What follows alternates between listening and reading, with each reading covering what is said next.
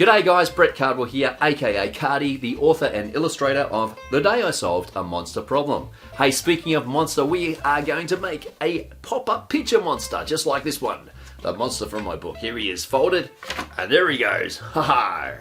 Lots of fun, you guys. What do you need?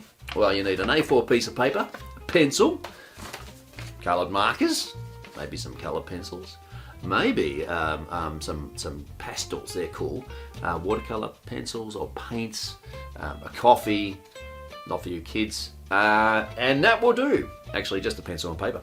Let's go to the drawing desk. Okay guys, here is one I've prepared earlier. This is the sea monster coming out and roaring, and you can see he's got some funny things. We have got a golf club, sunglasses, and a golf ball. We can really make him hold anything. So let's see how this works.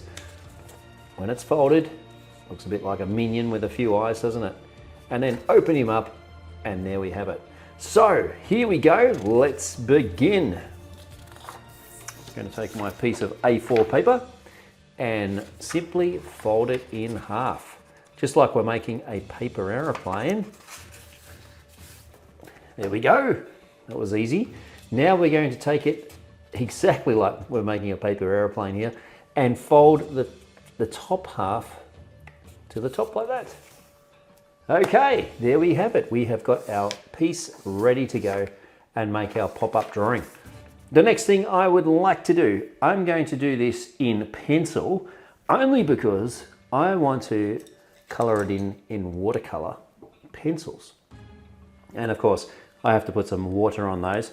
So I'm going to wait for my black ink till after that's dry, and let's see how that works out. But you'll be able to see my pencil line. So here we go. You guys, I'm going to start off at the bottom and create some waves. Simple waves across the bottom like that. There we go. Cool.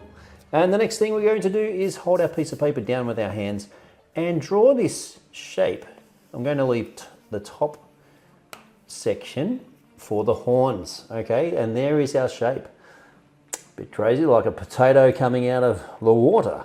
So what's next? Well, how about we add our big eye at the top, looking down. There we go. One eye.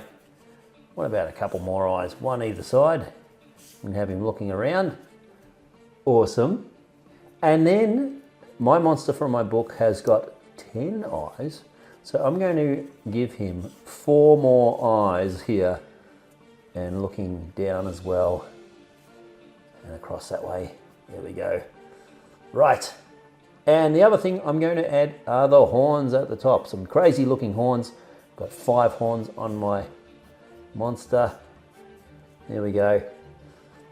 Fantastic. Now, before we open it up, if you like, you can even put some patterns or some spirals. Looks like he's got chest hair, doesn't it? Spirals, patterns, whatever you like. Maybe a barnacle hanging off there. Looks a bit like a starfish. Oh, actually, a sea star. All right, and we're ready to open our drawing up. So here we go. Let's open it up now. And all we need to do now is connect the lines at the side from the top right down to the bottom on the other side. There we have it. All right, he's nice and tall now, isn't he? The key is to this, when we put our mouth there, to make sure that our mouth doesn't come under when it's folded, okay? So I'm just going to fold it back like this, lift it up slightly and put a tiny little mark there. You could barely see it, but I can, just here. And I'm going to start my mouth underneath this top fold, okay? I want him to be happy, so I'm going to start with a big crazy smile here. And then underneath that fold again, I'm going to add his other 3 eyes. There we go. Right, now he's got his 10 eyes. I'm going to open up the mouth right down, big open mouth, and come right down to my faint line here. There we go. Now that's a big mouth, isn't it? Alrighty, time to add some teeth. Crazy teeth. Whatever teeth you like. In my story, he's got a funny square tooth here. And down the bottom, I'm going to put 3 teeth there. Put some gum in there. All right, I have got some teeth. You can put some wacky teeth. And now, of course, we need a tongue. All right, there we go, the letter M. Great shape for a tongue. And of course, in the back of the throat, we have got this dangly thing. Look, I don't know exactly what it's called, but I'll call it a dangly thing. There it is. All right, there we go. We've got our tongue, we've got our back of the throat there. And then it's time to add some arms.